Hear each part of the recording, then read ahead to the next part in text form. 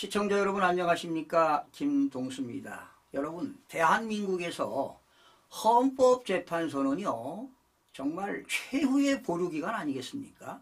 그렇다면 헌법재판소의 헌법재판관은 정치적인 중립성은 물론이거니와 모든 문제를 공정성, 투명성, 모든 국민들에게 신뢰성을 줘야 되지 않겠습니까?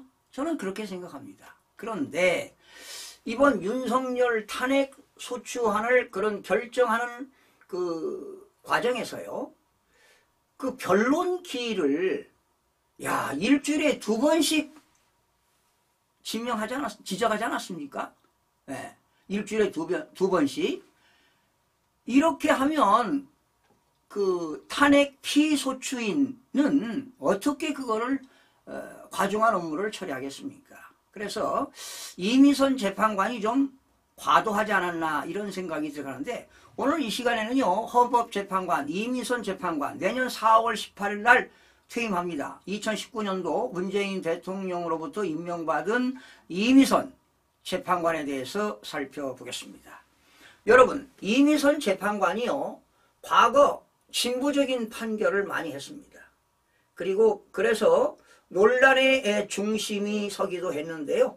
그런 이력들이 지금 다시 주목받고 있는 실정입니다. 여러분, 국가보안법에 제7조가 있는데요. 이 7조 내용이 뭐냐면 이적단체, 그러니까 반국가 세력의 찬양 고무죄가 되겠습니다. 이런 것들을 위헌 여부를 둘러싼 심판에서 이미선 재판관은요, 그 당시 법관은 표현의 자유를 과도하게 제한하며 기본권을 침해할 가능성이 크다며 위헌 의견을 밝힌 바 있기 때문입니다, 여러분. 자, 그래서 여러분 참고로 국가보안법 제7조는 뭐냐?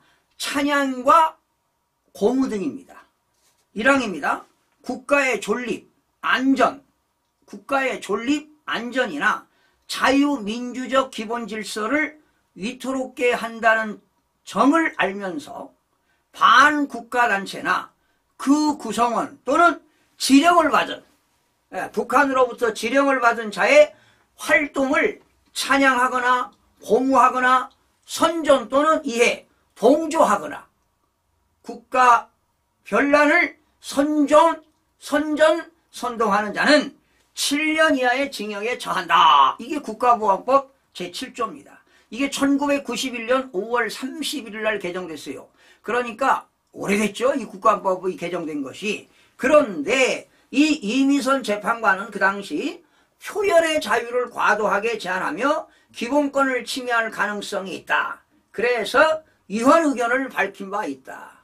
이게 좌파 성향이 아주 극심하다는 거 아니겠습니까? 그런 걸 반증하는 거예요. 이러한 입장은 헌법재판소에서 정치적 중립성 및 공정성의 의문을 제기하는 논란이 이어지고 있다는 사실입니다. 이미선 재판관은요 2023년 9월 심판 과정에서 국가보안법 방금 말씀드린 7조의 헌법적 타당성을 부정하며 진보적 성향을 명확하게 드러낸 바 있습니다. 그러니까 2022년도에 헌법재판관으로 임명을 받고 2023년도에 있었던 일이죠. 헌법이 보장하는 기본권을 침해하는 법조항은 수정되어야 한다는 의견을 피력하며 과거 이미선 재판관의 과거 사형제 폐지나 낙태죄 폐지 주장에서도 일관된 입장을 보인 바 있습니다. 사형제와 관련해 그는 생명권 보호를 강조하며 폐지를 지지했고요. 낙태죄에 대해서는 여성의 자기 결정권을 우선시해야 한다. 이렇게 하고 주장한 바 있습니다. 이러한 진보적 입장은 헌법적 가치를 중시한다는 평가를 받으면서도 특정 정치적 성향에 치우친다는 비판도 함께 제기된 바 있습니다. 특히 국가보안법 위헌 의견은 대통령의 계엄령 발동 사유 중 하나로 언급된 반국가 세력 척결과 관련되는 더욱 논란을 낳고 있다 그랬습니다. 여러분, 윤석열 대통령이 비상계엄을 한 건 세 가지잖아요. 거대 야당의 국회 폐악질입니다. 입법을 폭주하고 예산을 폭주하고 그리고 탄핵을 남발하고 그리고 이재명 대표의 사법 리스크를 방탄하고 그리고 두 번째는 부정선거의 진실을 규명하겠다. 가장 큰 게 그거예요. 그리고 세 번째는 대한민국의 입법 사법 행정에 반국가 세력들이 침투해 있다는 겁니다. 이걸 척결하겠다는 거 아니겠습니까? 이걸 반국가 세력들입니다. 바로 북한으로부터 지령을 받아가지고 활동하면서 찬양하고 고무하고 선전하는 데 동조하거나 국가 변란을 선전선동하는 사람들은 국가보안법으로 제재해야 된다. 바로 이 국가보안법은요, 국정원에서 간첩을 잡아야 되는데 문재인 대통령 때 법을 통과시켰잖아요. 국가정보법에서는 간첩 수사를 할 수 없다. 경찰에 이관시켰습니다.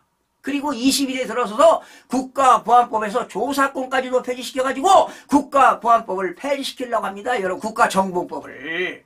이거 안 되는 것이죠, 이게. 이런 좌파 성향이 강한 법관이 아닌가 이런 생각을 해봅니다. 자, 그리고요, 이미선 재판관은 과거에 2022년도 국회에서 인사청문회 할 때요, 특정 주식을 과다 보유해서 논란이 제기됐습니다. 공정성에 대한 신뢰를 약화시키는 요인으로 작용한 바 있습니다.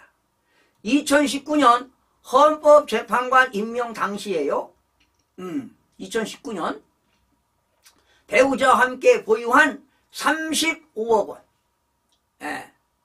그러니까 헌법재판관 임명할 때가, 그렇죠, 문재인 대통령 2019년이네, 2019년. 배우자와 함께 보유한 35억 원의 상당의 주식이 부부재산의 83%에 달했던 사실이 드러났습니다.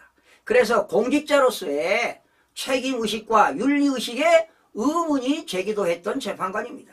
특히 판사 재직 당시는요, 소송 당사자인 이테크건설의 주식을 대량 보유한 점은 바로 이해충돌 문제입니다. 이해충돌. 요즘에 있는 이해충돌 방지법이 있잖아요. 이해충돌 문제로 논란이 확산되기도 했습니다. 이에 그는 판사는 부업이고 주식이 먼저다, 이런 비판을 받기도 했던 법관이 바로 이미선 재판관입니다. 그 당시. 이러한 논란은 현재 진행 중인 대통령 탄핵심판 사건에도 영향을 미칠 가능성이 제기되고 있다는 것입니다. 여러분, 어떻게 일주일에 2번씩 변론을 날짜를 잡습니까? 1월 14일, 1월 16일, 1월 21일, 1월 23일, 2월 뭐 또 며칠 5번을 지정했잖아요. 이건 어거지 아닙니까? 빨리 탄핵을 인용하겠다고 결정하려고 하는 거로 아니겠어요, 여러분?